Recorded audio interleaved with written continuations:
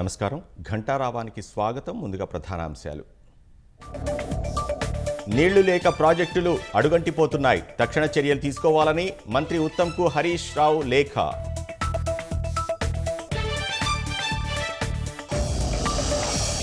నాగర్ కర్నూల్లో విద్యార్థులను వేధిస్తున్న తరగతి గదుల కొరత. ఆరుబయటే చిన్నారుల తిండి తిప్పలు.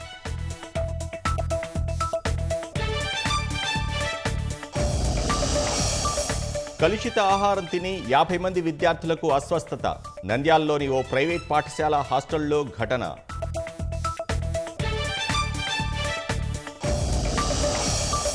కేంద్ర రాష్ట్రాల మధ్య గవర్నర్లు వారధులుగా నిలవాలన్న ప్రధాని.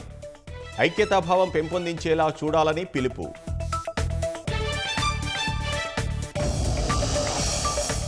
డెమోక్రటిక్ అభ్యర్థిగా ఖరారైన కమలా హ్యారిస్ పేరు.